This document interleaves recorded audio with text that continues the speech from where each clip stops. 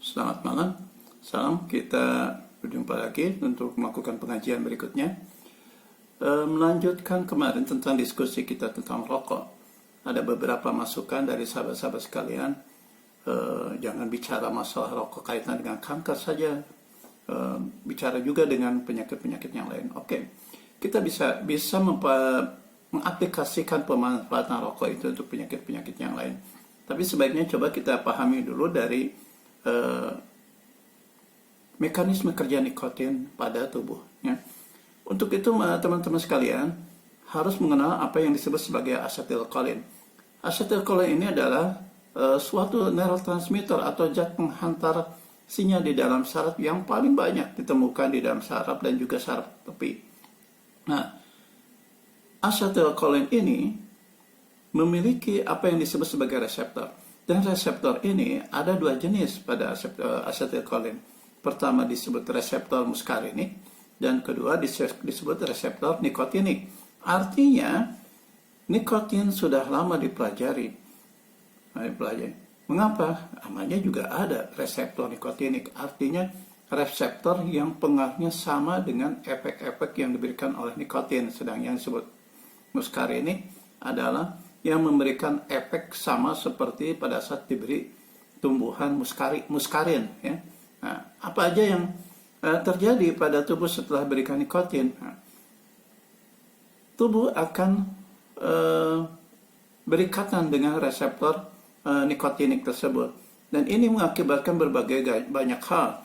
Pertama, di jaringan saraf pusat itu akan memicu pelepasan asetilkolin. Sedangkan di saraf tepi, selain asetilkolin juga akan memicu epinefrin. Nah, epinefrin ini ada dua. Pertama, epinefrin yang memang didapatkan di jaringan medula adrenalisnya itu sendiri, dan ada juga epinefrin yang merupakan turunan dari pemecahan dopamin. Nah, dopamin ini diperoleh setelah seorang merokok, lalu dilepaskan oleh tubuh. Akibat apa? Akibat pelepasan dari asetilkolin. Jadi asetilkolin itu meningkatkan aktivitas saraf, bisa berupa kepekaan, kewaspadaan, kadang-kadang berlebih juga bisa jadi kecemasan. Ya. Terus itu akan memicu pelepasan di hipofise dopamin. Dopamin ini nanti akan dipecah menjadi norepinefrin dan epinefrin. Nah, epinefrin yang diperoleh dari dopamin dan juga yang diperoleh langsung dari medula adrenalis itu akan mempengaruhi kerja kelenjar pankreas. Di kelenjar pankreas dia akan merangsang pelepasan glukagon. Nah, pelepasan glukagon inilah yang bisa memicu proses autofagi. Ya, seperti saya sebutkan kemarin. Nah, cuman bedanya apa yang terjadi pada perokok dengan yang bukan perokok. Nah, kalau Anda memicu autofagi itu karena proses starvasi, mungkin tidak terlalu masalah. Karena apa? Karena peningkatan gula darahnya tidak akan terlalu tinggi. Tapi kalau Anda bukan dalam kondisi starvasi dan Anda merokok, sahabat-sahabat perokok, maka yang terjadi adalah peningkatan kadar glukosa darah yang sangat tinggi. Nah, kadar glukosa darah yang sangat tinggi ini akan pertama mengakibatkan aktivitas hipotalamus akan meningkat. Kenapa? Karena yang seperti saya bilang tadi, gula yang meningkat itu akan meningkatkan juga produksi dari asetilkolin. Kedua, aktivitas di hipotalamus asetilkolin itu akan memicu pelepasan vasopresin. Mengapa pelepasan vasopresin? Karena vasopresin dirangsang oleh dua hal. Pertama, oleh aktivitas di hipotalamus, dan kedua oleh peningkatan tekanan osmotik. Peningkatan tekanan osmotik ini diperoleh dari kadar glukosa darah yang meningkat. Nah, ini yang kondisi yang cukup berbahaya pada seorang perokok.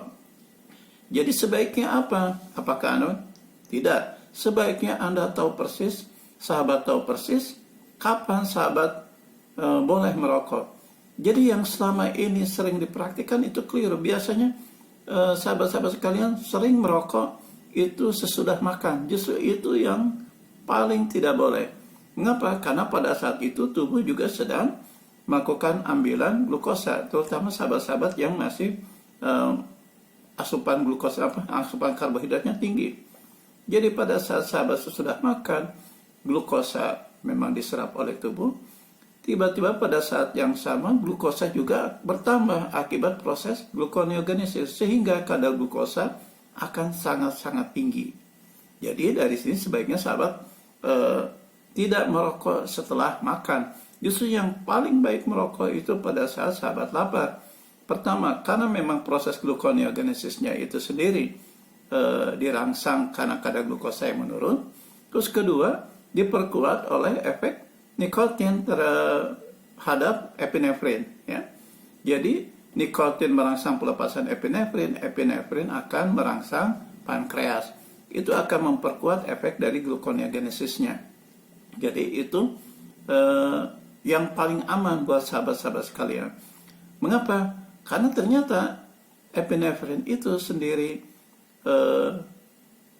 perangsangannya itu unik oleh nikotin. Pertama, jika kadar nikotinnya rendah, epinefrin itu akan dilepaskan terus. Tapi jika kadar nikotinnya dinaikkan, epinefrinnya dihentikan. Nah, jadi tidak akan terus-terusan meninggi pada saat pemberian nikotin selanjutnya. Ya. Jadi sahabat-sahabat sekalian, perhatikan sekali waktu yang tepat untuk merokok ini. Lalu apakah kita boleh merokok terus? Ya tidak juga. Ada batas keamanan dari merokok ini. Hanya saya sendiri akui memang ada beberapa yang kontroversi tentang batas keamanan merokok ini, karena beberapa sumber ternyata sangat berbeda. Di buku-buku farmakologi saya baca bahwa batas keamanan itu sekitar 60 mg. Jadi kalau di atas 60 mg itu sudah kondisi yang toksik merokok itu. Hanya kalau yang kita bandingkan 60 mg itu kurang lebih sama dengan 24 batang rokok kretek.